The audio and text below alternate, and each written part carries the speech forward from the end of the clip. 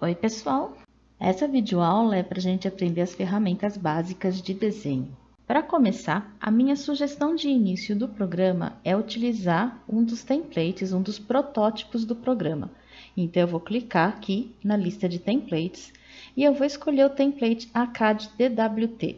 O template ACAD DWT, ele mostra um pedacinho pequeno desse nosso plano infinito. Teoricamente, as coordenadas de 0, 0 a 12 por 9 estão aqui, só que elas estão bem menores do que a tela oferecida. Para realmente encaixar a visualização na tela 12 por 9, é só clicar duas vezes o rolete do mouse, que ela ampliou, então com certeza a coordenada 0, 0 e a 12, 9 estão aqui. Tem uma área maior porque o nosso monitor é um retângulo. Eu tenho uma noção do meu espaço quando eu olho aqui o meu contador de coordenadas. Só que, atualmente, assim que instalado o programa, o contador de coordenadas não é mais automaticamente apresentado. Como é que era mesmo? Eu tinha que configurar, customizar a apresentação de algumas ferramentas. O contador de coordenadas, essa é a minha primeira opção da minha customização. Eu geralmente deixo o meu habilitado. Outra ferramenta que eu vou pedir para deixar habilitada é a opção Dynamic Input. É aquela que faz aparecer as informações, os comandos e as coordenadas na própria área de trabalho. Normalmente ela também vem desabilitada. Então, as minhas duas ferramentas aqui estão ativas, ou seja, elas estão visíveis na minha barra de status. Esse é o meu contador. E essa daqui é a minha ferramenta Dynamic Input, que enquanto a gente estiver desenhando, eu vou falar sobre ela. Tá desligado, então eu vou ligar. Eu sei que as ferramentas estão ligadas ou desligadas na barra de status quando elas estão com esse destaque em azul. Essa área existe para facilitar o acesso ao ligar e desligar algumas ferramentas do programa.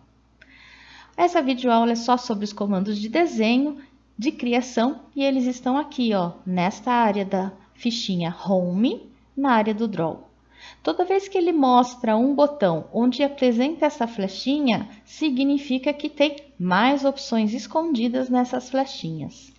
As ferramentas mais utilizadas, elas estão com tamanho grande. A primeira que eu vou mostrar para vocês é o comando Line. Eu posso acessar esse comando simplesmente clicando com o mouse sobre ele e posso verificar que eu estou nesse comando porque aqui na minha região de comandos ele foi apresentado. E a linha branca apresenta o que o programa está pedindo a seguir. Como o meu Dynamic Input está ligado no cursor, aparece o mesmo questionamento. Então, como eu ativei o comando Line, ele está pedindo para a gente informar o primeiro ponto, uma das extremidades dessa linha. Agora, eu só vou clicar na tela indicando esse ponto no clique do mouse. Eu fixei a minha linha em um ponto do espaço. Como o Dynamic Input está ligado, essas informações são automaticamente apresentadas para dar uma noção de distância e de ângulo onde eu estou. Agora, se eu digitar, essa informação aparece naquela caixinha. Quando eu der um Enter, a linha foi desenhada exatamente com a dimensão que eu coloquei naquela caixinha. Repara que eu digitei na caixinha, mas apareceu aqui embaixo também, certo? Eu não preciso clicar aqui embaixo, é automático. Tudo que eu digitar, ele vai aparecer nessas duas áreas, aqui na região de comandos e aqui perto do meu cursor, porque a minha ferramenta Dynamic Input está ligada. Quando eu estou com o Dynamic Input desligado, todas aquelas informações que aparecem junto ao cursor desaparecem, e aí eu preciso prestar atenção só aqui, na minha região de comandos. Posso continuar desenhando linha só clicando. Cansei de desenhar linha, Enter, encerro o comando. Pego o comando de novo e continuo clicando. Ou seja, um comando permite que eu faça linhas consecutivas. Se elas não têm ligação com a próxima sequência de linhas que eu quero, eu preciso encerrar o comando. Ou eu aperto Enter ou eu aperto ESC. E aí eu inicio o comando de novo para uma nova sequência de linhas. Enter ou ESC. Repara que quando eu pego o comando line, aparecem subopções aqui. A opção undo, ela desfaz uma última informação de linha que eu dei. E eu posso undo de novo e desfiz todas as informações dela. Tem outra subopção interessante. Nós temos uma subopção depois que eu tenho duas linhas desenhadas. Além da palavra undo, aparece a palavra close. Close em inglês, fechar. Se eu clicar sobre a palavra close, ele fechou, ele uniu o último ponto da linha com o primeiro, criando um polígono fechado. Então, essas são as minhas linhas. Vou apagar, vou selecionar todo mundo, abri uma janelinha, cliquei, abri a janelinha, cliquei, peguei o botão delete, que intuitivamente eu apertaria para apagar os objetos. Eles foram embora. Um próximo comando interessante de criação é o comando circle. Ele tem essa flechinha, ou seja, quando eu aperto na flecha, ele mostra as outras opções de círculo. Aqui eu já escolho exatamente que tipo de círculo eu quero criar. Isso vai depender das informações que a gente tem no desenho. Então, o primeiro círculo que ele oferece aqui é um círculo por centro e raio. Ou seja, seleciono, indico onde eu quero que seja o centro do meu círculo e informo o raio. Esse informar o raio pode ser com o próprio clique do mouse onde eu quiser, ou eu posso digitar um número. Lembra? Não preciso clicar aqui embaixo e digitar, é só digitar. Vou falar 1 e apertar Enter. Agora, se eu quisesse, com o Dynamic Input ligado, eu tenho aquela caixinha que aparece já grudada ao cursor.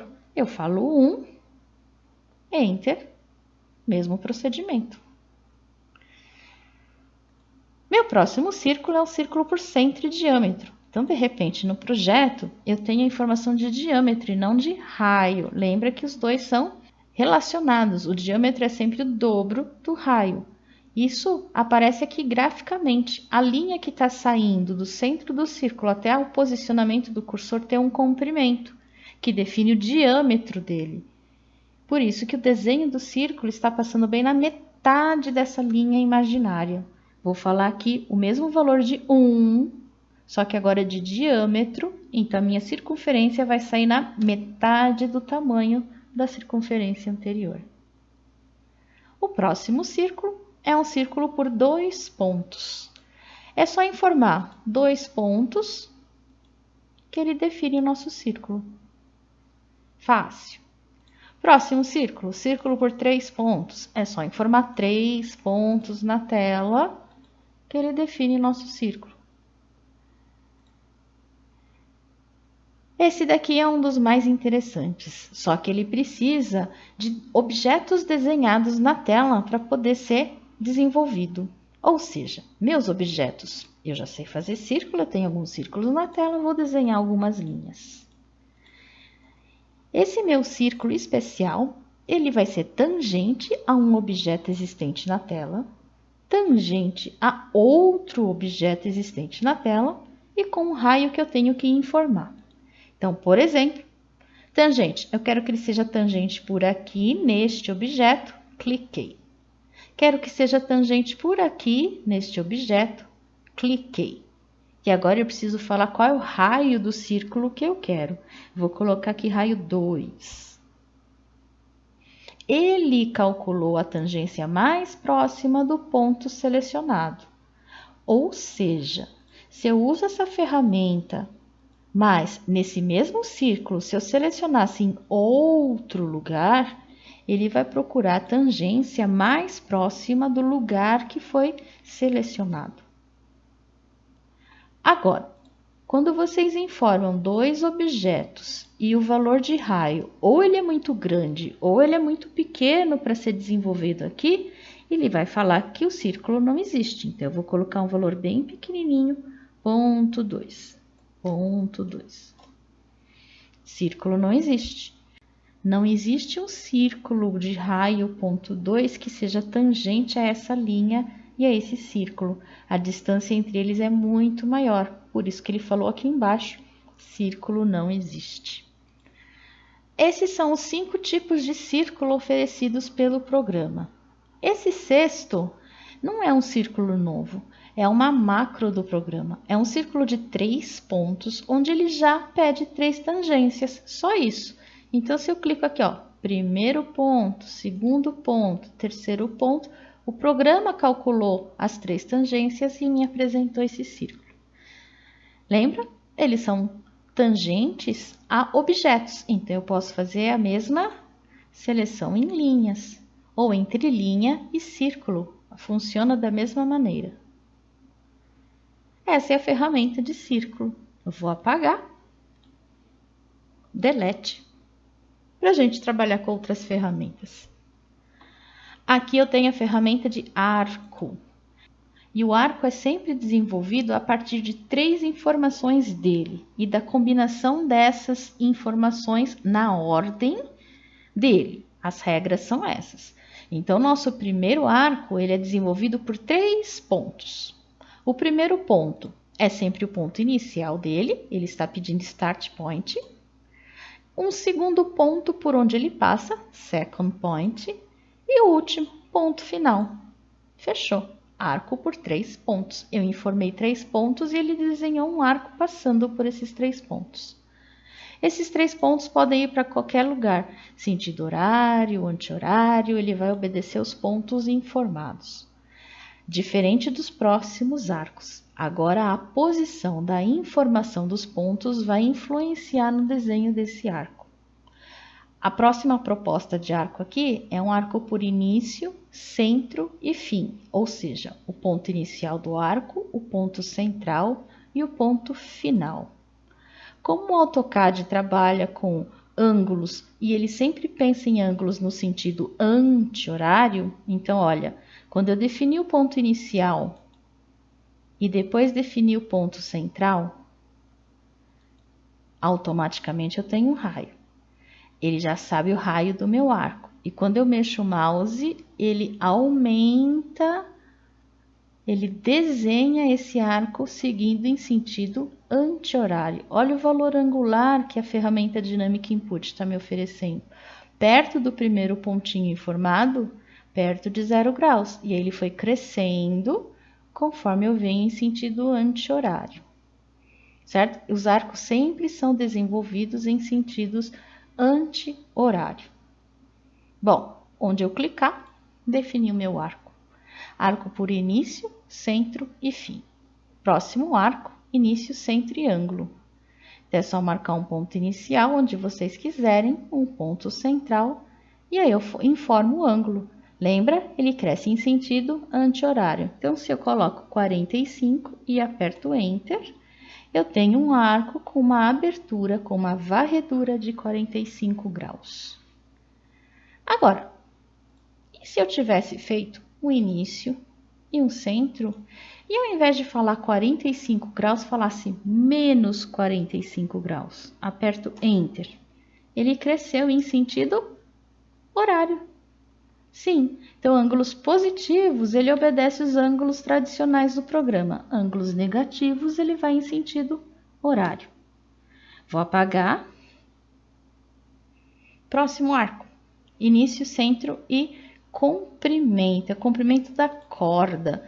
Lembrando, corda é a distância entre as extremidades do arco. Então, se eu coloco o início, um centro, a linha que o meu mouse está fazendo até o meu cursor define um tamanho, e esse tamanho seria o da corda. Observa que quando eu puxo demais essa linha, o meu arco some. Por quê? Porque a maior distância entre as extremidades de um arco é o diâmetro dele. Quando eu passo o valor do diâmetro, ele acusa que o meu arco é inexistente. Ele não vai desenhar esse meu arco com esse comprimento. Então, lente é a distância das duas extremidades do meu arco. Próximo arco, início, fim e ângulo. Ponto inicial, ponto final e eu falo ângulo. Então, se eu digitar 180 graus, acabamos de desenhar um semicírculo. Início, fim e direção. Início, fim, e a direção é a direção do cursor. Esse cursor define essa linha e observem, ele segue a linha. Então, este arco, ele não precisa obedecer sentido horário e anti-horário, ele obedece o posicionamento da linha. A linha define a tangência do arco. Essa é a abertura dele. Então, para onde vocês levarem essa linha, é onde ele desenha esse arco. Início, fim e raio. Início, fim, define um raio, 5. Defini um arco de raio 5 aqui. Deixa eu apagar de novo, clicar 2 vezes o rolete para voltar para aquela tela inicial. Os próximos 3 é a combinação do que a gente já fez, só que a primeira pergunta passa a ser centro. Eu começo informando o ponto central, depois o ponto inicial, depois o ponto final. Então, ele só inverteu as posições porque depende das informações que eu tenho na tela. A última ferramenta, um arco contínuo, ele sai com um arco perfeitamente concordante com um arco anterior. É só informar onde termina e a gente faz arcos perfeitamente concordantes. Essas são as ferramentas de arco. Vou apagar. Próxima ferramenta de desenho, retângulo. Então, ele está aqui, nessa área. E o retângulo nada mais é do que um desenho rápido, onde eu informo um vértice, abro o mouse e informo o vértice oposto. Quando eu falo 2 vértices diagonalmente opostos, eu fecho automaticamente base e altura, retângulo definido. O uso do retângulo é mais rápido, é mais fácil, porque com 2 pontos a gente fechou uma figurinha. Uma figurinha formada por várias arestas a gente chama de polyline. Polyline é um objeto formado por vários segmentos diferentes, que podem ser por linhas e por arcos. O retângulo é uma polyline, ele é um objeto fechado que a gente conseguiu desenhar de modo rápido, clicando nos teus vértices. O primo dele está guardado aqui nessa setinha, é o polígono. Ele faz polígonos regulares fechados. Então, ele faz polígonos onde as arestas dele têm mesmo valor. O menor polígono regular que a gente conhece é o triângulo equilátero. E aí, observem a pergunta dele inicial. Informe o número de lados. Então, um triângulo, 3. Logo depois, ele pede o centro do meu polígono. Então, se eu clicar aqui, ele definiu como sendo o centro. E aí, ele questiona. Este polígono, ele está inscrito ou circunscrito a um círculo? Vamos deixar a brincadeira mais interessante. Vou deletar e vou desenhar um círculo aqui de raio 2. Só para visualizar, hein? Polígono 3. Centro. Como a minha ferramenta OSNAP está ativa com todas as ferramentas, eu vou usar agora a ferramenta Center, está ligada. É só esbarrar na borda, ele piscou o centro, cliquei. Então, eu informei que o centro do meu polígono é o centro deste círculo. Se eu falo que o meu polígono está inscrito num raio de 2, o triângulo fica dentro deste círculo. E eu só deixei esse círculo desenhado para vocês visualizarem que ele ficou dentro. Vou fazer de novo, hein? Círculo de raio 2. Agora eu vou fazer um polígono de 3 lados. O 3 já está aparecendo aqui na minha caixinha branca do Dynamic Input. Então, eu vou dar um Enter, eu vou aceitar esse 3. Ele pediu centro de novo, eu vou esbarrar no círculo, peguei o centro. Agora eu vou falar circunscrito. Circunscrito quer dizer que ele está passando pelo lado de fora. Raio 2. Essa é a diferença de um polígono inscrito e circunscrito ao meu raio. Lembra, esse círculo eu desenhei, eles não existiriam, ele só desenharia os meus polígonos. O programa faz vários polígonos, então de 4 lados, um quadrado, 5 lados, um pentágono. Ele faz polígonos até 1024 lados, mas chega um momento, ó, eu vou colocar aqui 30 lados. Chega um momento que vocês nem vão perceber que ele é um polígono, de tão pequeno que passa a ser a apresentação das suas arestas. Mas eu sei que ele é um polígono porque ele mostra todos os vértices, esses recortes. Então, quanto maior o número de lados, mais linhas ele vai desenhar, mais tempo ele vai demorar para processar esse desenho no computador. Então, toma cuidado com a velocidade do computador de vocês. Um detalhe do polígono que eu esqueci de mostrar é que às vezes eu preciso só informar o tamanho da sua aresta. E como falar em relação ao círculo? Então, eu não falo em relação ao círculo. Eu defino número de lados e ao invés de usar a opção Center of Polygon, eu uso a aresta e eu informo a lateral dele, a opção Edge. Na opção Edge, vocês definem o primeiro ponto, um primeiro vértice dele e define o segundo vértice dele. Então, se a minha ortogonal estiver ligada e eu mexer o mouse para a direita, eu quero que essa aresta tenha 2. É só falar 2, Enter, que todas as arestas tenham tamanho de 2. Conferindo, medida 2.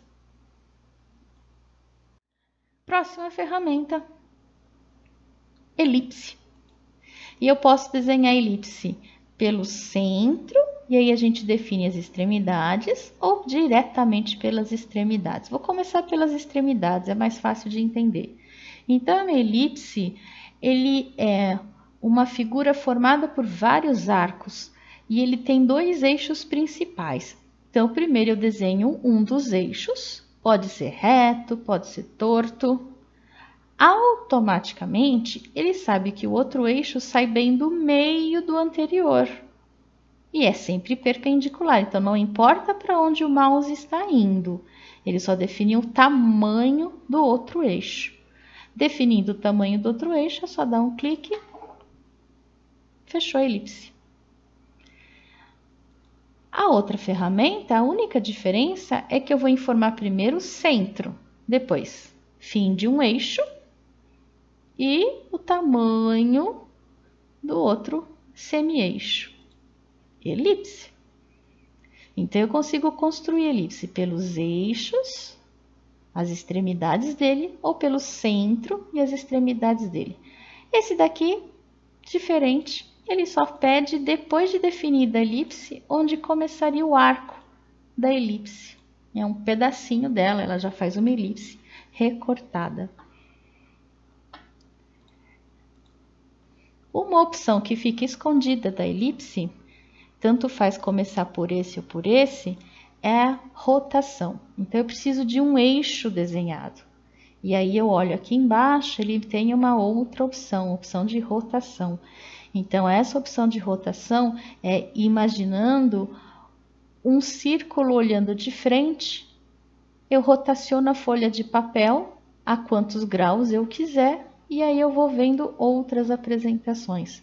O único valor que ele não vai permitir que vocês coloquem é o valor de 90, senão ele seria apresentado como uma linha. Então, é só informar a rotação, 45. Ele imaginou uma circunferência inclinando 45 graus em relação àqueles 2 pontos que eu defini aqui, que seria o eixo da minha elipse. Últimos comandos de desenho para o vídeo não ficar longo, eu tenho a Polyline, que nada mais é do que clicar e desenhar várias linhas, e que no final das contas vai ser considerado como sendo um único objeto. Esse comando tem muitas subopções, mas eu não vou entrar nesses detalhes agora. E o nosso último comando, bem interessante, eu vou abrir aqui a área do Draw. Tem várias ferramentas, eu só vou mostrar mais uma, que é a primeira, Spline Fit. Ela faz curvas suaves em relação aos pontos que eu vou marcando. A gente vai usar isso daqui para as curvas de nível para topografia, por exemplo. Enter. Só isso, é só informar os pontos e ele faz as curvas. Só toma cuidado que às vezes vocês definem os pontos, o snap ligado, se ele enxerga alguém, pode ser que ele corra para esse pontinho que o snap está falando e não obedeça direito à posição onde vocês estão mostrando. Bom, é isso aí. Depois de saber as ferramentas, agora eu tenho que só aplicar. Ou lembrando das coordenadas, o vídeo de coordenadas que a gente já fez lá atrás, certo? Ou pedindo auxílio para os comandos de edição. Mas essa é outra história. Até mais!